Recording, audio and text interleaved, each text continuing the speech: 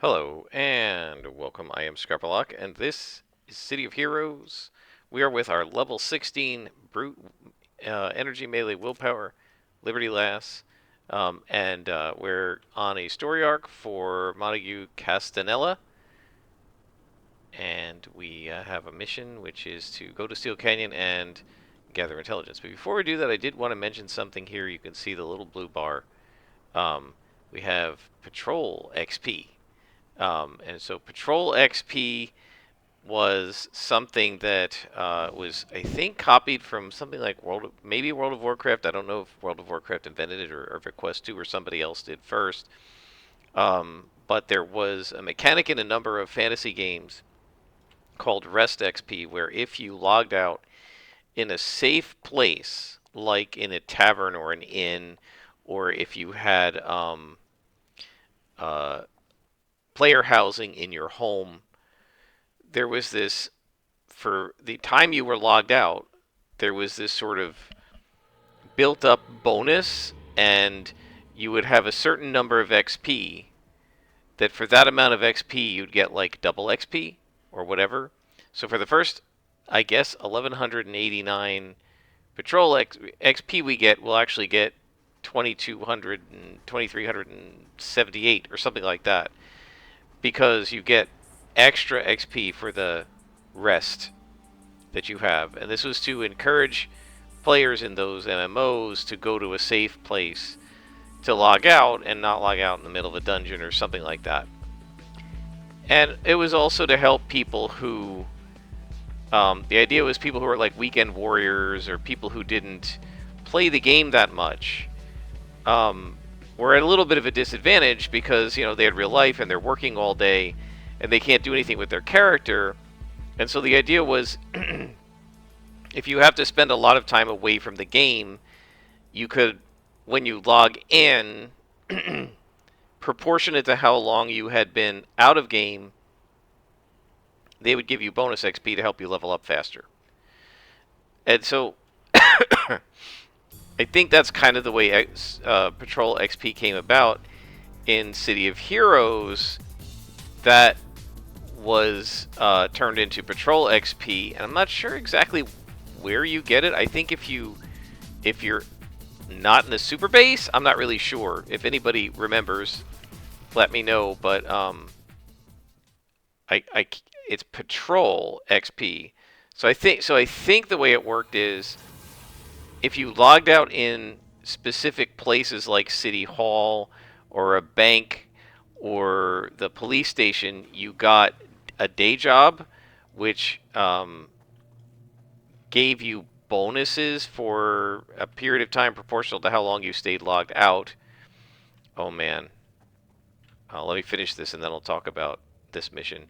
So it is, if you logged out inside the train station, you got like a commuter day job, and it gave you like a buff, maybe to like running speed or something. They're all different day jobs, and you could earn badges for it and that sort of thing. But if you didn't log in any of those places and get the buffs, and you just logged out on the city street, then you got patrol XP, because the idea was your character was on patrol while you were logged out. And so the reason you got bonus XP when you logged back in is that your character had actually gotten the XP while she was on patrol, but the game couldn't mechanically give it to you, so it gave you a buff when you logged back in.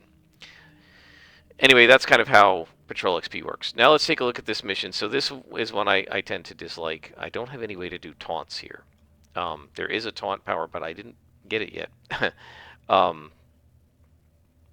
So this is Lady Jane, and Lady Jane is a hostage, and she's an NPC who will chase you around and help you against enemies. But the problem is these guys, right? Lady Jane will aggro to them from a long range because she's a blaster, and she'll start shooting them.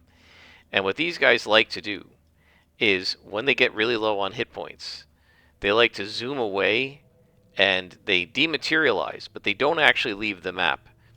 And the game tracks where they are on the map. And Lady Jane, being run by the computer, knows where they are, and she will run through multiple hallways of the map and try to chase down these guys. And she'll get killed. She'll aggro multiple mobs, and unless you have an AoE taunt, as a tanker or something like that, there's almost no way to keep her alive. Now with a Stalker, what I like to do is just skip this battle, avoid it, and then I don't have to worry about it. I just go around, I find the area where we need to get to, which is to get to like her chest of, she has like a treasure chest of stuff that she's trying to get to, and clear it all the way there, then come back here and kill these guys. But the problem is that I don't think I can possibly get over here without aggroing these guys, even if they're not really looking at me. And that means that she's going to aggro to these jerks right at the beginning. So what I'm going to try to do is actually blow past these guys and try to take these guys out first. We're going to need our inspirations for that. Because if they run away when I haven't aggroed her... Oh, man. If they run away when I haven't aggroed her, then it's not that big of a deal. Because she can't chase them, and she's still basically a prisoner until you defeat the last guy in this spawn. You see how he's running away? What I just said, right? He ran away. And if I hadn't stunned him or hit him, he would not have come back. So, unfortunately, it's going to take everything I've got to beat this Ruin Mage, who's a boss. They're pretty debilitating. And even with all these inspirations running, I'm almost not going to beat him. But we got him. And now she's going to join us. And the problem is that if we come against more Spectra demons, they will try to fly away and she could chase them. So what I have had to learn to do with Lady Jane is just accept her death. You can still complete the mission if she dies. And frankly, I'm not going to go crazy trying to save her life, because she's almost unsavable if you come across ghosts. Now, if you come across these regular guys, it's not so bad, right? And obviously with these ghosts, I'm going to try as hard as I can to, like, start out with a big hit, mez them, and then punch them silly. Lady Jane can take care of herself against these guys, right? She has guns, and she does a pretty good job. It's just that she aggroes to mobs that run away, and then they run her into another spawn, and the other spawn kills her, right? And now we're going to have a lot of trouble because I used my accuracy inspirations on the last spawn, and I don't have any new ones, so I'll have to try build up.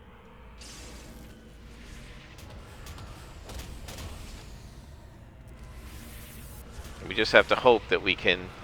One possible advantage we have is that we do have the ability to stun these guys if we get lucky.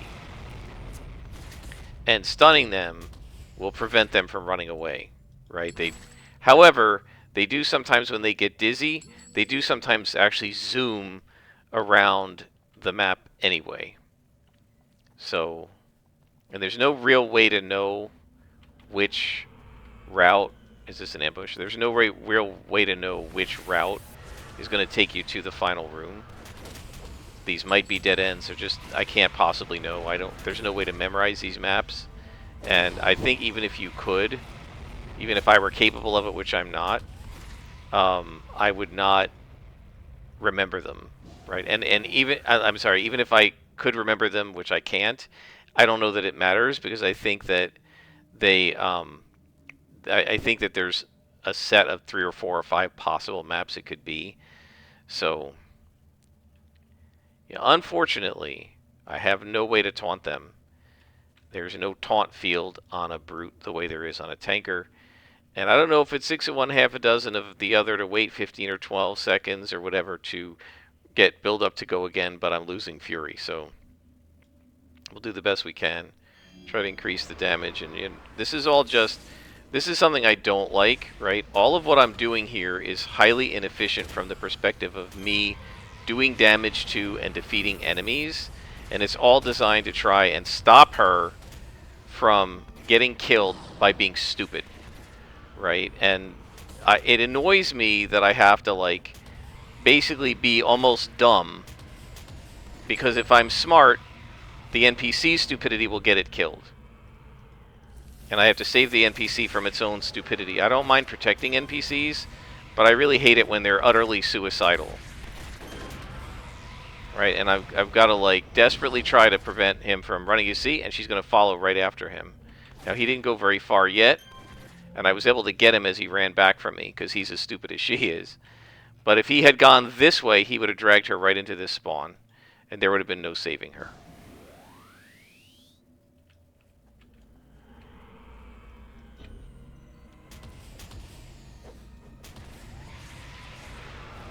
These ghosts are among my least favorite enemies to fight in City of Heroes. They're not as bad for this Liberty Lass with the energy melee because they have no resistance to energy the way they have to the physical attacks like smashing, but they frequently are frustrating to, like, my martial arts characters and stuff like that.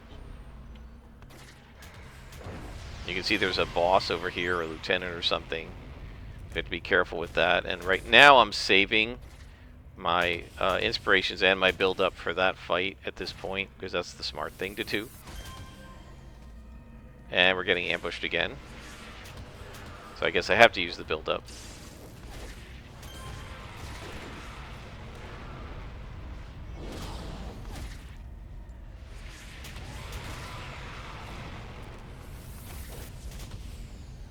Trying very hard to kill them fast. What you don't want to do is leave a guy with a sliver, because that's when they take it into their heads to run away. But it seems like we managed to prevent it. Okay, so let's go get the big bad boss.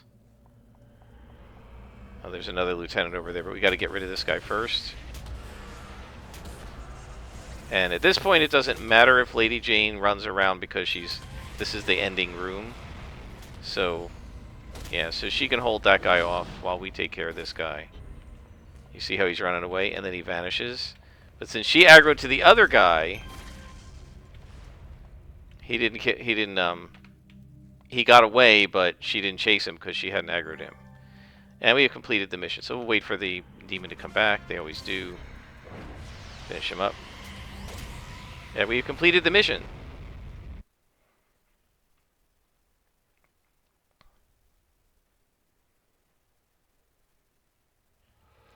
So let's take a look at the clue here. We got a vial of blood. This is Lady Jane getting us the vial of blood from Hero 1. And now we're going to call Montague Castanella. So we're now going to take this stuff to Argot Barwat and see if Argot Barwat can tell us what's going on. He is in Atlas Park. So we're going to go through this train station, which it would have been probably smarter for me to do when we got here, right? Because we came in the south, but I was too busy talking, and we had gotten halfway there, and I realized, oh, I should have switched train stations. One thing to notice, oh gosh, let me show it to you. So when you go to the train station and you have missions, in the mission list, it will actually show you with a little dot. Let's go back and you can see it. It'll actually show you with a little dot. Come here. It'll show you with a little dot where your quests are. Right, so the little yellow dot shows you that there's a quest in Atlas Park. Right, so if you have multiple missions, you can see where they are. It used to be that you could only have 3 missions at a time, but I think they long ago changed that minimum. Selecting a mission doesn't really do anything by yourself, right? Because even if I had selected a different mission, say we had a list of 3 and I'd selected a different one, once you go into a mission door, it will activate that mission. So selecting a mission doesn't really do a lot for you as a single player. The purpose of it is when you're with a group and every player has several missions and they can see the waypoints of their own missions. but they can't see the waypoints of everybody else's missions. When the group leader selects a mission, everyone can see that waypoint. And that's the purpose of it. So that everybody knows, and it turns red instead of yellow, so you can see this is the mission that the group is going to. So he's got a cure for the lost. So I'm going to say, spoiler alert here, I can explain a little bit about what's going on, even though we haven't read the mission text. The Rikti are turning the lost, who are humans, into Rikti. And I won't say anything about why that is, but that's what's going on with the Lost. And if you follow the storyline of the Lost in other parts of the city and everything, what's going on is the Lost are being converted into Rikti, which are the alien-like creatures that have tried to invade Paragon City multiple times. And that's why the war walls are up. The war walls were put up in between the zones of the city to make it so that the Rikti couldn't easily pass from district to district. And if they appeared in a given spot, like, because they were like essentially beaming in, the heroes, they would be contained in that spot, and then the heroes could get notification and all converge on that spot to fight them. So that's kind of the lore behind the war walls. There's a whole lot of really cool lore in City of Heroes, and they actually had back in those days, when you bought a game, you got a box, you got a disc, or maybe a couple of discs. I think it came on a DVD. You got some cool stuff, and you got a really nice, thick rule book that... Wait a minute, let's go over here. You got a nice, thick rule book that explained all the lore and everything. So here we go. This guy's talking about day jobs. Day jobs are what you do when you're offline and not running around Paragon City. You earn your day job by logging out in day job locations. While you're logged out, you gain benefits thematically appropriate to your location. If you log out in the same location for 100 hours, either consecutively or non-consecutively, you receive a day job badge, and this grants additional benefits. They're accolades. Specific day jobs. So, city official, if you log out in City Hall for a limit, you get for a limited time, you receive a bonus when completing a mission. If you log out in the Midnighter Club, this is what we're trying to get access to. You receive a random piece of arcane salvage when you complete a mission. If you log out in the arena, the PvP arena, which only exists in a couple of places, and so on and so forth. And then, do they have Patrol XP? So Patrol XP, I guess, is just bonus XP. Monitor duty and a supergroup base. So you get all these different benefits if you log out in different places. And so, what people would do is they would just, every time they logged out, they would log out in City Hall until they got their 100 hours logged out, get the badge, and then they'd switch to the train station, and then they'd switch to the university. Maybe I should do that at least a couple of times. And then you guys can see how the day job badges work. Okay, so here is the last piece. It's something all Midnighters, from all the Midnighters who have fallen to the Rikti, take it to Azuria. She's right here.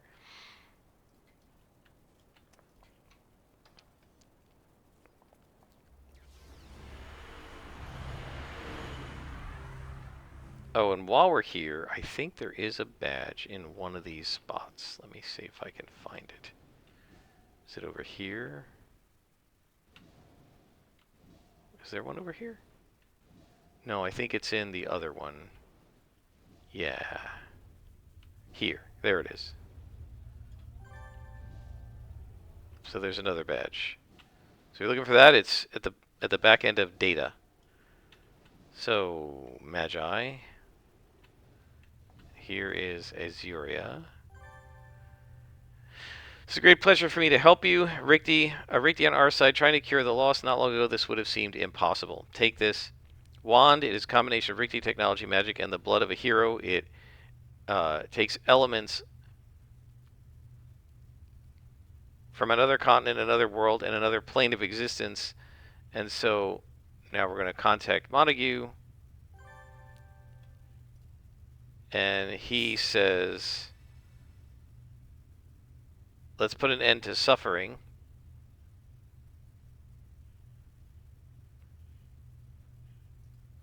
So now we have to cure the lost. I thought we had to craft the wand. But I guess not. I could have sworn there was a, a section of this where you had to like actually craft the wand. But maybe I'm thinking of a different mission.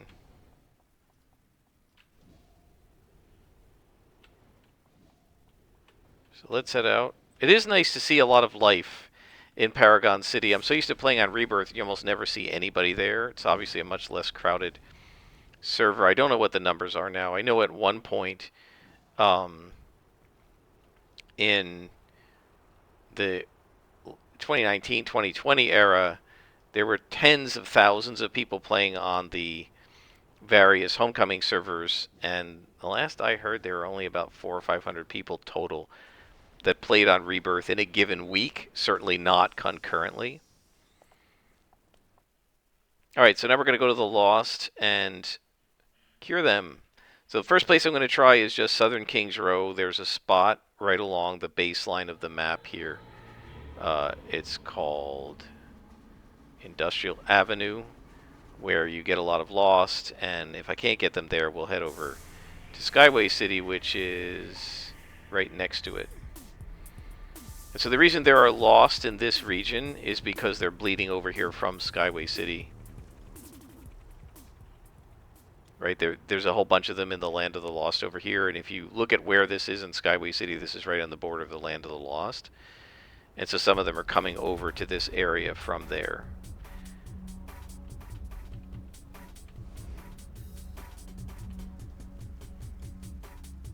So those are homeless. There's Lost. Hi guys. Cure.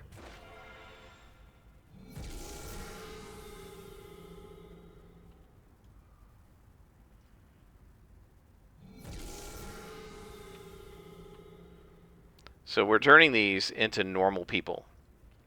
Right, so this shows that the Lost are basically normal human beings who've been corrupted in some way by Rikti technology, perhaps.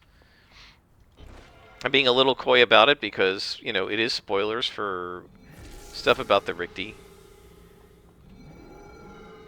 And so, I urge people to play City of Heroes yourself and read through the story arcs carefully, not the way I'm doing it, right? I'm kind of blowing through them because I've played them all many times before. And actually read the story arcs. They're pretty good. The story arc text is pretty good. The mission text is pretty good. Go ahead and read it, and you'll probably enjoy the storyline. It's pretty cool, actually. There's some Lost.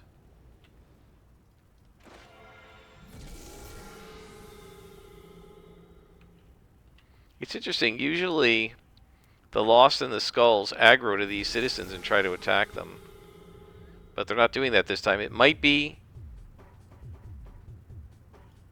Well, it's turning them into level 1s. I was going to say maybe because I'm level 16, it's turning them into level 16 citizens and they're not aggroing, but they're level 1, so I don't know.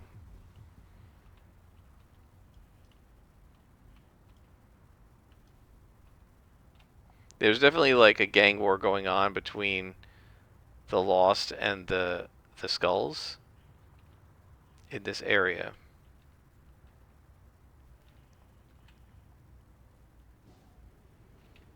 So last time I was talking about circling the block. This is where I learned to do that. Right here in Kings Row, looking for Lost. Not for this mission because this mission didn't exist, but there were some that said just defeat 10 Lost and stuff like that. And I learned to circle these blocks looking for Lost and not to stand there and watch for spawns. I think in beta I made a post to the beta forum saying, well, you know, like, how am I supposed to find these guys? And whoever answered said, yeah, don't stand there and camp the spawn. It doesn't work. Right? The way they coded the game and the spawning algorithm is if you're standing right here, they won't respawn. Now, I will say, it's possible Homecoming changed that, so I really don't know. But at least in the original design, you had to go away. And the person who gave me the advice said, just go around the block, sweep your way around the block, take out the guys,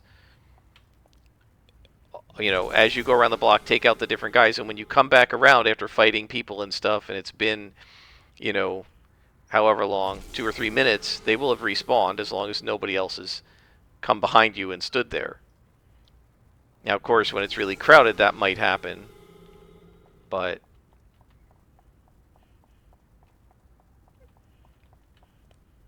so what do we have left?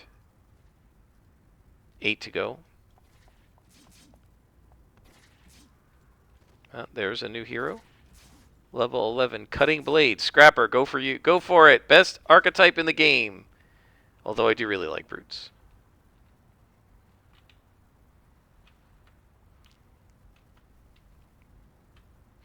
Yeah, it's really funny. There definitely was in, at launch time, there was definitely sort of a, I want to say almost like a scrapper culture, or whatever you want to call it. Early on, almost everybody was playing blasters. The people who weren't were playing controllers and defenders. Very few people were playing melee characters. They were considered nerfed or weak or whatever. In the low levels, scrappers definitely had a hard time. I got killed all the time because I didn't understand how the game worked, and so I had like melee defense but not range defense, so I was essentially completely unprotected against range, and you'd go fight some Vajaloks, which actually we haven't done at all. I have not gotten any missions against the Vaj. So hopefully we will soon, because Dr. Vajalok, that story arc has to happen before level 20. Anyway, you'd be fighting Reapers or something, and they would just be cutting into me like tissue paper. And I kept getting killed. And, face planting and stuff, and I felt like the weakest member of the party. The blasters are just chewing through stuff, AoEing it to death, and it's all dying before it can actually hit them back. And I remember somebody saying that that playing a scrapper was playing City of Heroes on hard mode, right? The tankers didn't do a lot of damage, but they were unkillable. Defense was so powerful back then. It was twice as powerful as it is now to start with, and you could hit the caps much more easily, and before they nerfed everything in the global defense nerf. And so, but people didn't know how to slot. Everybody just had trainers.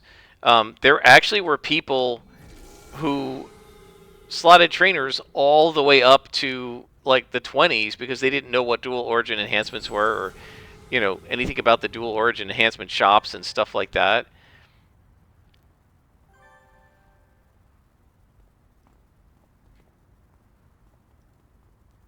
So we're going to talk to a Latin student about peace instead of war. So, yeah, there was this almost like a little brotherhood and sisterhood of scrappers who were like, nobody wanted us on their team. Because scrappers bring nothing, they said. The tankers hold aggro. The blasters do the damage. The controllers lock everything down. The defenders protect you and heal you, and scrappers do nothing. Blasters do better damage. Tankers have better defenses. Scrappers can't hold aggro, right? So, let's see, what is this? Endurance. So, yeah, they didn't want us on their teams.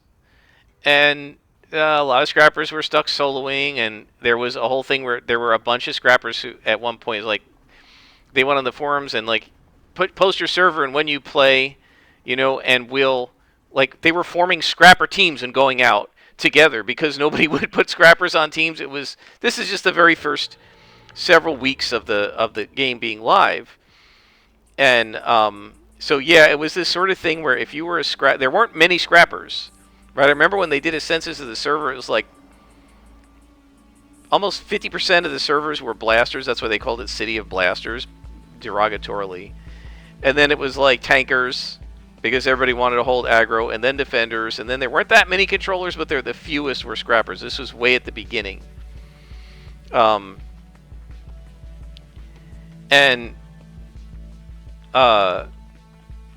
this is the Midnight Squad we're getting into. And so, yeah, if you saw a rare scrapper on the street, scrappers would like wave to each other and say, "Hey, cool," and you want to team up and stuff like that, because like, most people didn't want to team with scrappers. Now, I didn't have to worry about that because I was on a super group of friends, and they were happy to invite me out of their group. But early on, I always felt like they were just essentially humoring me because they didn't need me, and I wasn't adding much value to the group. So she does not have any missions for us yet. I think we have to be level 20. So now we do have a contact here in... Oh, let's finish the story arc. Wait, what are we doing here? What's the mission? Oh, I gotta talk to this guy. That's why. And we get our reward merits, so we finish the story arc, and then we will get XP. And we're almost level 17, guys. Maybe now she'll talk to me? No, she doesn't have any... She doesn't have any missions for us yet, so we're now going to go to Farid Abdullah.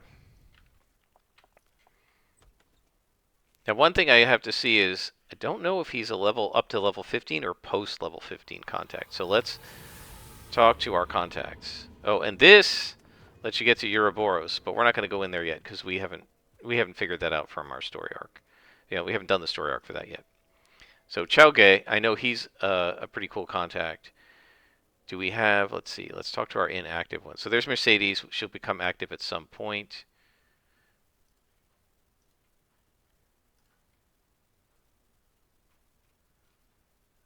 I think that's everybody. We've gotten all the contacts we can. So we are now going to go to Farid, who's just on the other side of town over here.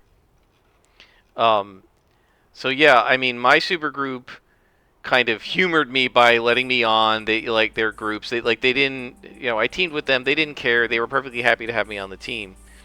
But I definitely felt like I was dead weight to them. And I remember at one point,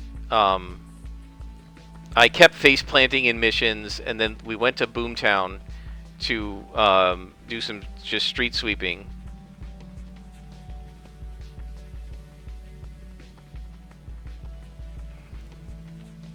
So we have to defeat a kidnapper and his guards in Atlas Park. I think this lead us to a story arc? I'm not sure.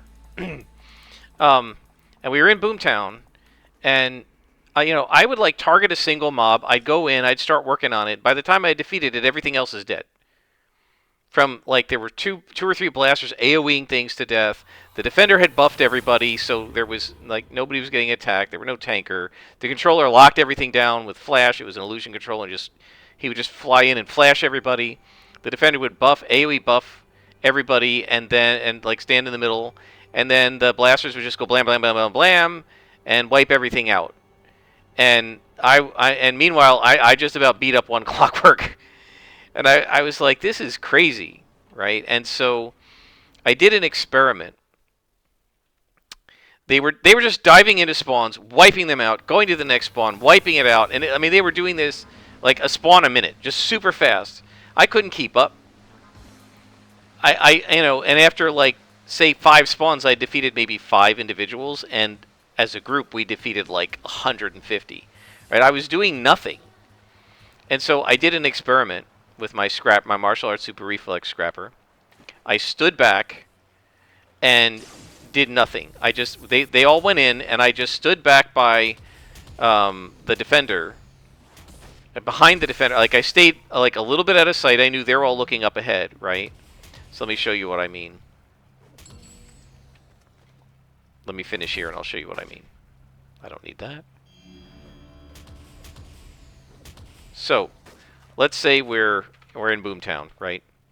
And the defender is in the back right here, buffing and debuffing and stuff like that. She does an AoE thing that buffs everybody, and then they run forward.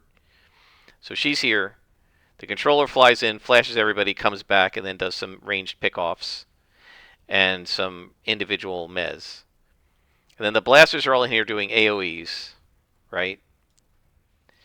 And so what I did was, if you see the way this is, the screen is, right? Zoom in a little bit. So you can only see back to about here, right? So I was standing like here. They would say go, and they would run in, and I just stayed right here. And I took my hands off the keyboard and just watched. And then we moved to the next spawn, and I did it again. And we moved to the next spawn and I did it again. And we moved to the next spawn and I did it again. And nobody noticed that I was not participating. They were able to do the entire thing they were doing completely without me. And so I went into team chat and I said, okay, guys, I'm going to take off. And they were like, huh? And I'm like, yeah, I think I'm going to take off. I'll see you later. And then I went off and started soloing missions. Now, this is Boomtown, so I must have been about this level. I'm going to say I was probably not this high. I was probably maybe 13th level. Possibly sidekicked up, I don't remember. I don't think so. I think it was about 13th or 14th level. And so I left. And so my best friend was the defender. And after I left, I think he thought I was going to log out, right? But he saw that I didn't log out. And then, you know, on the supergroup interface, oh yeah, you can see it. On the supergroup interface, it shows what map you're on, right? So he could see that I was on like a map like this, right? That I was on a mission map. And I was still in the game. And so he sent me a tell and said, what's the matter? Is something wrong? What happened? Like, why'd you leave? And I said, you guys don't need me. And he said, what are you talking about? And I said, look, I stood there and did not participate in like 4 battles and literally nobody noticed. There is no point to me being on this team. I am utterly useless to you guys.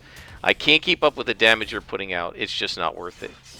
So I said, you know, no thanks. I'm going to solo my missions and feel like I can actually do something. And he was like, oh, you know, like, we don't mind if you're not, you know, contributing to the battle. You can still play with us. And I'm like, that's actually completely and totally beside the point. It's very nice of them, but nobody wants to feel like they're being, like, I don't want to say tolerated or humored for being on the group. Oh, we'll let you be on the group. You don't have to be productive. No, I want to be a productive member of my team, right? And, you know, I had not figured out how to build a scrapper yet. I eventually did. By level 26, my scrapper was awesome. And by the 20s, I was contributing to group stuff. But what started happening was I started playing my alt character, which was Liberty Lass, who was the invuln tanker, because, and I don't know if she was super strength yet. She probably was still super strength.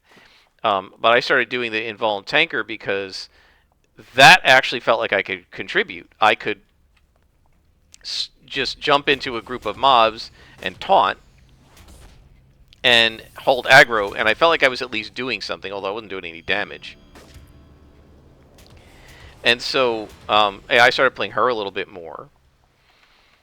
And yeah, it was that was the kind of experience that lots of scrappers had back then. We weren't boss killers yet. You don't see it on this character because this character has Fury. It's a brute.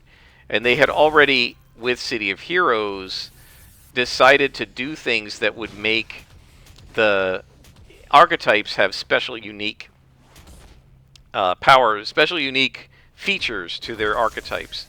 So what makes a brute different from a scrapper? They both have a primary that's melee damage and a secondary that's defensive power set, either resistance or defense or both, right? So energy, melee, willpower. You could be an energy, melee, willpower brute or scrapper. You could be a dark brute or scrapper. So what makes them different is the brute has Fury, right? And the scrapper has, I don't remember what they call it, but the scrappers are boss killers, right? And this was what I argued. I went onto the forums after this experience and I complained about it, and other scrappers said the same. And the developer said, well, what can we, you know, like, kind of what can we do about it? Scrappers are meant to be the best single target fighters. And so, yeah, this is going to kind of make them not be as great in groups. And we're like, yeah, but then groups don't want us on them, you know. I didn't have trouble finding groups because I was grouping with friends, but there were scrappers, you know, LFG. People were like, you're scrapper now, we don't need you. Scrappers add nothing. We'd rather have another controller or a tanker or another blaster to do some damage. More damage than the scrappers can do. Scrappers couldn't really do AoE damage for the most part. Like, spines can kind of do a little bit, but most scrappers have maybe 1, if that, 2 AoEs. They take a long time to recharge, and they don't do the kind of damage that blasters do with AoEs, right? And scrappers have to spend a lot of their slots on their secondaries for defense just to survive, because their defenses are weaker than tankers, right? So a scrapper is not as much of a specialist, right? In terms of their powers, they have to really slot evenly the way I do in both, and certainly they did at launch in both the primary and the secondary. Whereas blasters could kind of ignore their secondary and just focus on their primary, and they'd be perfectly fine, and they could put all their slots into the primary, and they'd have things six slotted at lower levels than a scrapper could, right? And so, you know, I can't remember. I don't think it was Statesman. I think it was Positron who came in and said, "Well, what do you guys envision as the role of a scrapper on a team, right? What would you like us to do?" And what several of us said, I don't know that I was the first person who said it, but when I think I heard it and said yes, I read it and said yes, this is what I want. They said, make us the boss killers, right? Let the rest of the blasters and everybody fight all the lieutenants and the minions in the spawn, and make it so that we can take out the bosses, right? We are good at that. We can do that now, but the problem is we couldn't hold aggro, and you know, by the time we had the boss down to half hit points, the entire rest of the spawn was over, and then the other guys would basically quote unquote kill steal us. Not that you can't kill steal in City of Heroes. You get XP if you contribute, especially if you're on a team. But they would chew the guy down, and then I didn't even do that, right? And so I think it was Positron. I don't think Castle had started yet. I'm not really sure when Castle got started, but Positron, I think, is the one who said, "What if we give you crits?" Right. So what scrappers get is they get critical hits that do double damage. It doubles the base damage. I don't think it doubles the enhanced damage, but it does a lot more damage. We'll let you do crits. You double damage. And then he said, to make you a boss killer, what we'll do is we'll increase the chance of doing a crit based on the rank of the enemy. So I don't know what the percentage is. Let's say it's a 10% chance to crit against a minion, 20% chance against a lieutenant, and 30% chance against a boss.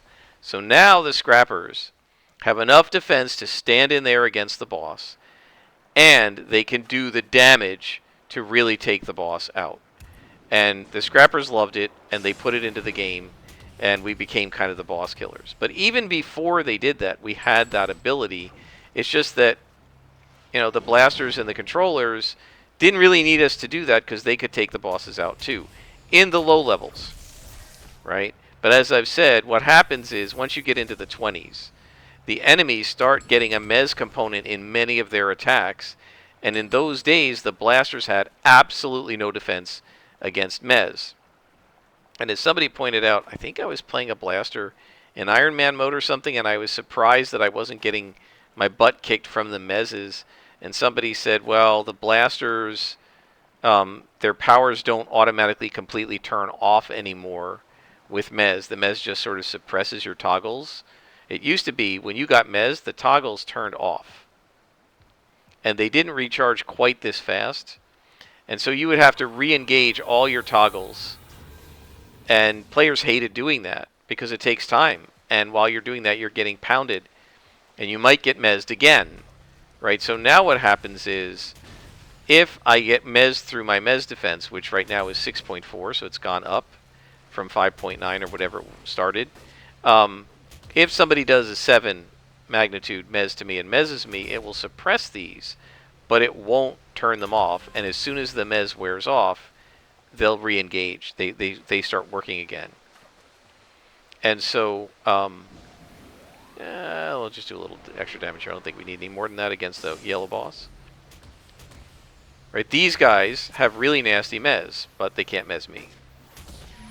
Now, he might be able to do it if he does it a couple times in a row, right? Because I still only have 6 mag, and I think he's got a 2 mag. I think bosses have a 2 mag, if I'm not mistaken, and elite bosses have a 3.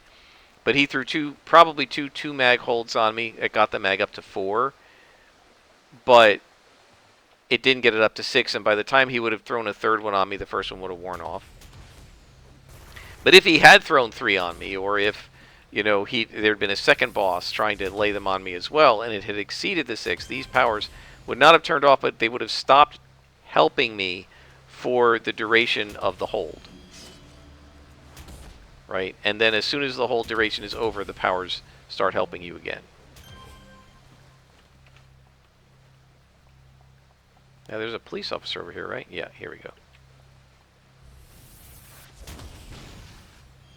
So what started happening, like in launch, what happened? What did we get a badge for? Sturdy. We must have taken a certain amount of damage. Let's take a look. The most recent badges. Sometimes this doesn't work. Most recent? And it's not even there. So let's take a look. Is this accomplishments?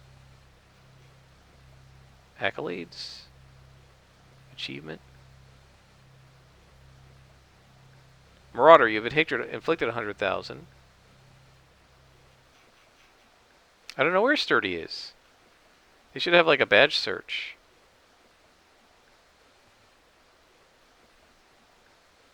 Oh no, Sturdy isn't a badge. Sorry, the Marauder badge. We did 100,000 damage. Sorry, Sturdy is this. Duh. Sorry about that, guys. Yeah, so back in the day, Scrappers... What happened is Scrappers weren't wanted on teams until we got into the 20s, and all of a sudden, everybody but the tankers is getting absolutely destroyed because of all the mezzing. And Scrappers were immune from most of the mezzing. And people started realizing, oh, actually Scrappers are pretty cool. And I'll never forget, I've told this story before, but since there are a bunch of new people listening, I'll tell it again.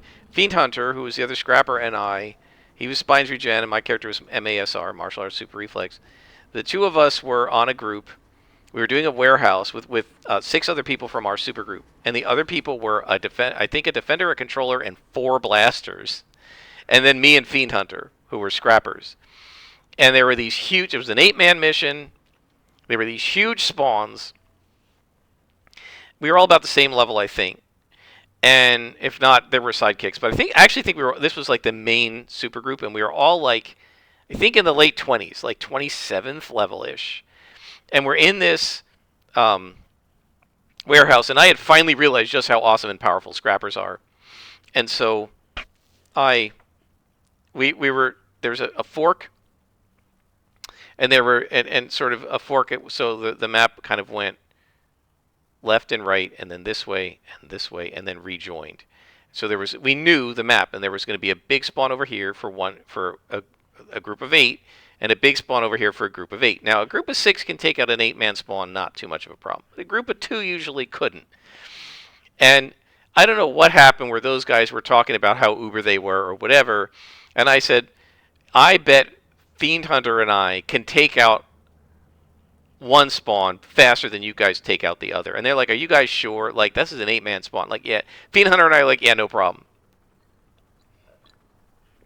No problem at all. So he and I go over to one side, and we were like, okay, we're going to have to, like, say go, like, ready, set, go.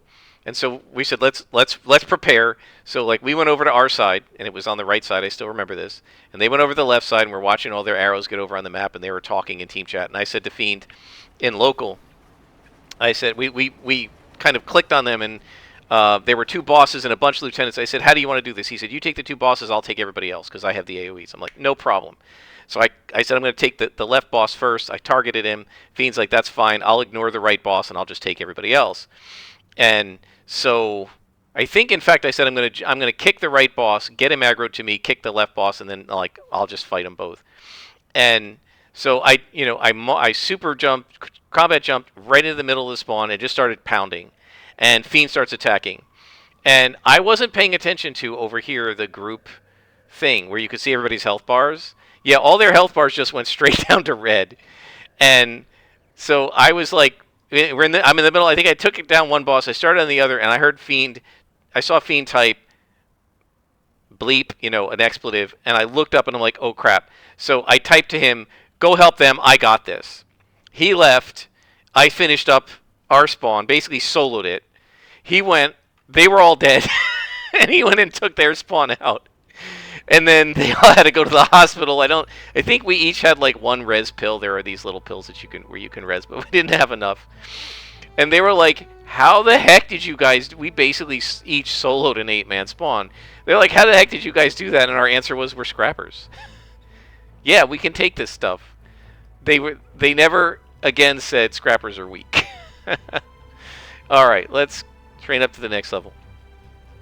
We finished health. We're 17th level, so that means we're going to be changing all of our enhancements. You can see a bunch of them have turned red, but I want to get, let's see, I'm going to do a stamina and a fast healing. And guys, what I'm going to do is I'm going to pause it here. I'll work out my enhancements. Oh, before I do that, though, I do want to show you where the enhancement shops are. So let's go to, let's hope the Steel Canyon is not being attacked by a Rikti invasion, and the shops will be open. And we're going to go to the natural shop, which is actually near the university, and I'll show you how to get in there. And I will buy my enhancements and rip the old ones out. I'm doing this the old school way, at least until we get to SOs. At that point, I might do the upgrades, but I don't want to upgrade now, for the very simple reason that I have a couple of SOs and a bunch of DOs, and I don't want to like mix and match them. It's just going to be too confusing for me. So I'm going to wait to do upgrading until I actually have SOs. And then I'll do that into the 30s, and then we'll start working on some inventions. So over here, near this little plateau, which, by the way, if you're ever looking for Circle of Thorns in Steel Canyon, this is where they are. They all hang out over here. Down here, Image Inc. is the natural shop. So this has dual origins that are natural something else. The two options are natural tech and natural magic. You can also buy natural magic in the magic shop, which also has mutation magic. And you can buy natural tech in the tech shop, which also has tech science. And any one of these guys will sell you stuff. I really love Hero O's, Synergizer, Exploding Ammo Sale. I mean, they were so clever with even the little details like that. My favorite thing of all is Hero O's. That's got to be Liberty Lass's cereal. Let's go ahead and sell everything. I'm not going to worry about whether it's more money to more influence to sell at the appropriate shop. I don't really know if it is or not. I'm going to go ahead and we have 218,000 influence. I'm going to go ahead and rip out the enhancements, and I will bring you back when I've figured out how I want to enhance this character. We're not going to do everything because, again, I think it's going to take too much money, but we're going to try to enhance. We're definitely going to do 2 accuracies on each of these guys and 1 on this one, recharge on that one. Then we'll put some endurance on the toggles, and I don't know if we'll do anything else. I'm used to working pretty bare with a character until we get to SOs, just because it's not worth the influence to buy enhancements that are only going to last me for like 3 hours. So I'm going to wait till we get to the 20s to really fully enhance this character. So I'm going to pause, and I'll bring you back to show you what I did. Alright, so we are back, and I screwed up. I actually bought a recharge and enough endurance reducers to endurance reduce these 3, recharge that one, and then endurance reduce these 2. And then I accidentally stuck the recharge on here.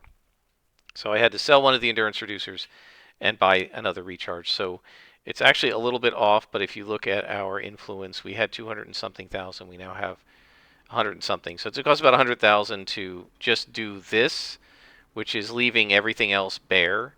And that's why you don't want to. I don't want to do too much, because it would have cost me like my entire purse of influence, and we're going to need a lot more because the single origins are like 15,000, 20,000 each instead of the 5 or 8,000 that these guys are, and we're going to need to slot a lot of them. So I don't even know with this character, without getting help from Silver Phoenix, if we're going to be able to buy a full set of SOs.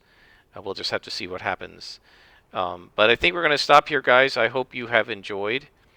Until next time, I am Scrapperlock, and this has been City of Heroes.